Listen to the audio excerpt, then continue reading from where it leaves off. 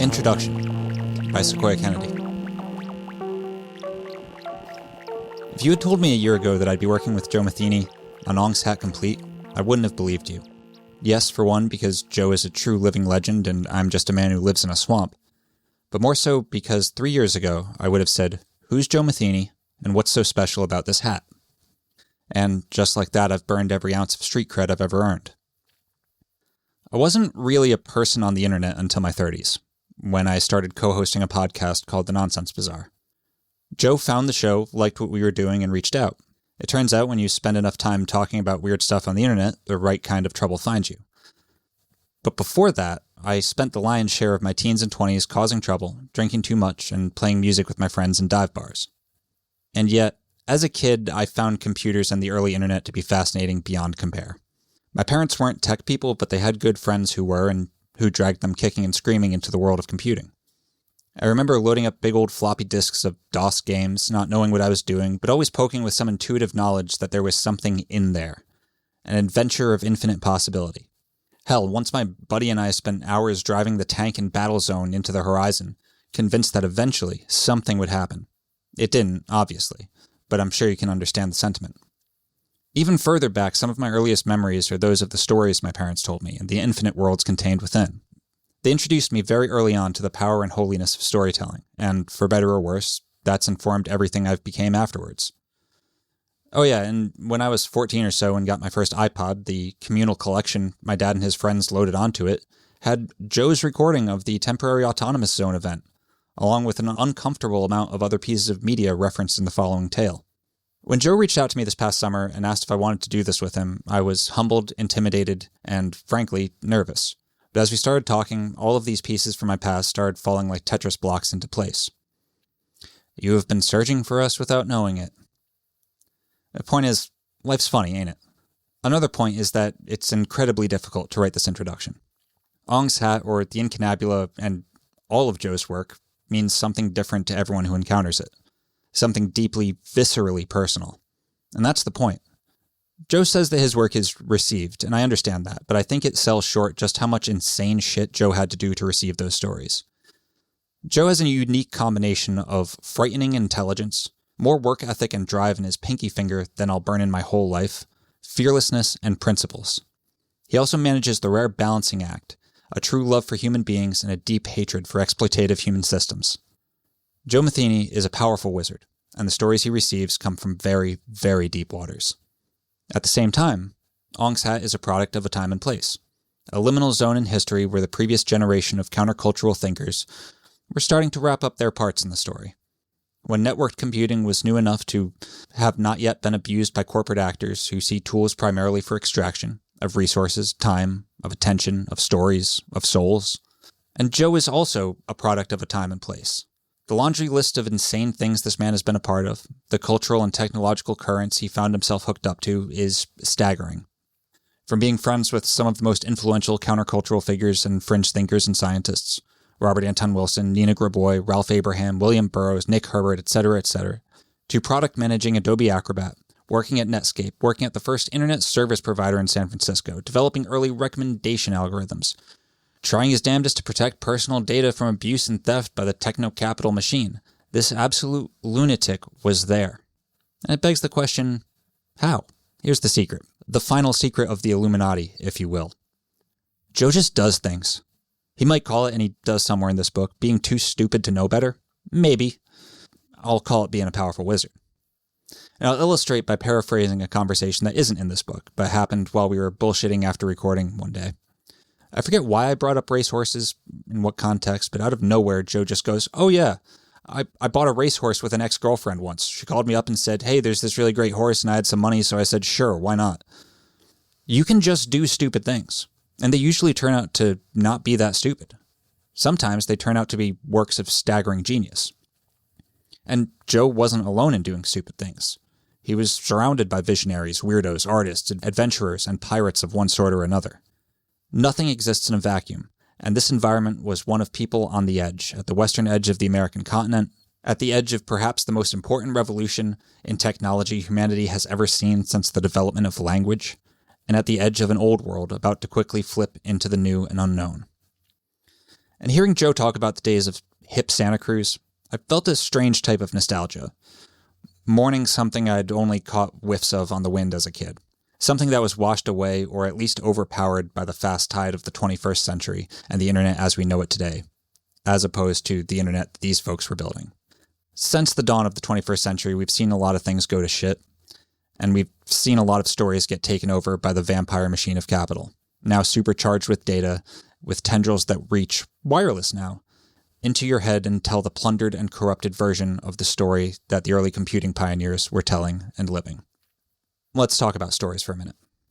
Storytelling is, I contend, the first and most important human technology after language itself.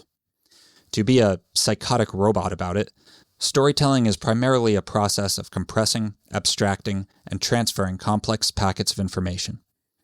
We tell stories to our kids about the dangers of the environment, to prepare them for the inevitabilities of life and death, to share abilities, to pass down other technologies, to foster lasting social coherence, and to create change. Stories are alive, and stories create change. They create change in those hearing the stories, those telling the stories, and in the societies and cognitive geographies in which those stories are told. Stories are also received, and I don't only mean in a woo-woo sense. You can take this in a mechanistic sense if you'd like. Sit outside for a few hours, quietly, some day in late spring, and observe. You'll see and hear 1,000 different stories that all communicate something to you. Something about the place you are in, where it's been, where it is, and where it's going. When we receive a story, it's a process of our particular neural architecture braiding together a truth of the ineffable system that stands before us in all its chaotic, aware, intelligent glory. One of the key pieces of this story is something that hasn't gotten a lot of play in other explorations of Ong's Hat, the metamachine. The metamachine is difficult to explain. Essentially, it started off as a way for Joe to systematize using cut-ups to pull stories from the ether. What started as a physical system of cut-ups, connected to the I Ching, connected to tarot, connected to Joe, connected to the incunabula, evolved into a relational database wherein this, again, absolute lunatic, stuffed thousands of curated texts and then went through and manually tagged the entire database at the book level, the chapter level, the paragraph level, and the sentence level. The system would go on to become an early chatbot, a large language model, though not a transformer-based large language model like we see today. It would act as co-game master of Ong's Hat, creating or at least inspiring plot lines, sparking inspiration, and generally making things weird as hell, through an ultra-sophisticated and entirely idiosyncratic hyper-cut-up and cognitive turbo booster. For a while it was scraping web forums, the weird ones, including those about Ong's Hat, and feeding that text back into the relational database. The discussions about Ong's Hat, though not every discussion, just the good ones, would end up as a part of the system that generated ideas for those plot threads to lead to. The surest way to create something mind-bending is to stick a feedback loop in it. The metamachine was an artificial intelligence. As I've come to understand, and as anyone who has spent time with artificial intelligence understands, things can get extremely spooky, extremely fast when you enter the flow state working with these systems. As more of these systems come online, more people are having that experience. Wait, there's actually no way it could have given me that exact answer experience. But when you try to pry it open, look at it too closely or too analytically, it snaps back into something clearly mechanistic. There are some stories in this book that anyone accustomed to LLMs will likely say, nah, that didn't happen. But anyone who is accustomed will have chills go up their spine. Because how could that same weird thing be happening with a system bashed together by one mad genius in the 1990s? Consider, though, The same thing happens sometimes with tarot, and sometimes with the I Ching, and sometimes with cut-ups, and sometimes through the random chance and synchronicity of day-to-day life. Messages that are too perfect, that mean too much, that create ripples of change too impactful to have been mechanically programmed. And whether there's some alien consciousness of some ineffable configuration in some other latent space, actively looking back or not, doesn't really matter when the behavior is identical. I think perhaps the Turing test fails because it assumes the system would need to convince us that it's human, and not that it is other. There are, and always have been, systems combining chance and symbol to pry open a crack in the edges of causality and let the other have its say. Why should digital systems be any different? And from these channels to the other, people receive stories. Ong's Hat is one of those stories. Throughout this book, we generally assume that you're up to speed on the fictional lore and cultural lore of Ong's Hat, which seems like a solid bet. But for the folks who aren't, I suppose it's my job to give the background. Don't worry, I will keep this brief. The story of Ong's Hat begins, like all good weird tales should, as something masquerading as something else entirely. In this case, it was a book catalog that wasn't. It was called The Incunabula. The Incunabula was a collection of bizarre short stories designed as book descriptions, each one building on the last to tell a tale, or at least imply a tale, strange enough to break reality. The catalog wove together reviews and descriptions of fictional books with actual works of fringe and bleeding-edge science from folks like quantum physicist and co-conspirator Nick Herbert, creating something that felt both true and false at once, something liminal, and therefore ultimately inviting. The plot, if you can call it that without doing violence to the word, revolves around the Institute of Chaos Studies, a group of renegade scientists and mystics who established an ashram and research laboratory in the Pine Barrens of New Jersey, specifically in the legendary ghost town of Ong's Hat. Here they could work in peace, away from prying eyes, on their ultimate goal: interdimensional travel. Through a combination of chaos magic, quantum physics, and cognitive engineering, these pioneers developed something called the Egg, a consciousness-powered device capable of punching holes between parallel worlds. Alas, the world turned and became less groovy. The military got wind of their experiments and moved to shut them down. But our intrepid chaos scientists had a backup plan. They used their technology to escape to another Earth, one identical to ours in every way except for one crucial detail. No humans. Just pristine wilderness and infinite possibility. They vanished, leaving behind fragmentary documents, footprints, and a handful of people.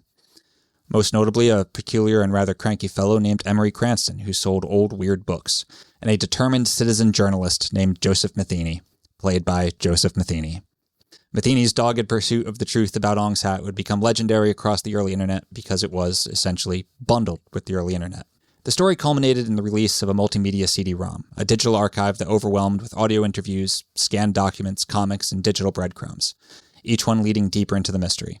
The CD-ROM was a key by which one could enter the world of Ong's Hat, and there the infinite game could truly begin. Plot is only a small part of story, though, and the real story of Ong's Hat is what it did, and how it was done.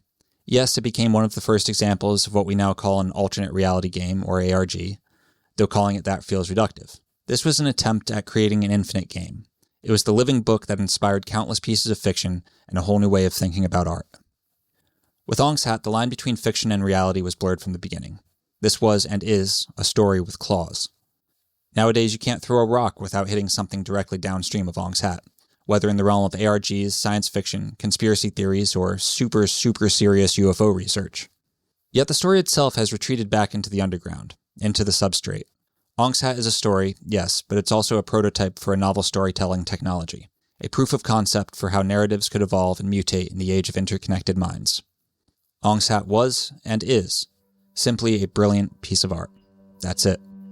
And the true story of how it happened is something far stranger, and hopefully far more inspiring than any fiction could hope to achieve.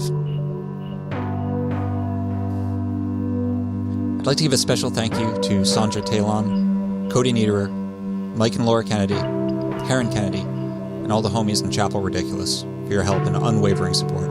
Love y'all more than I can say.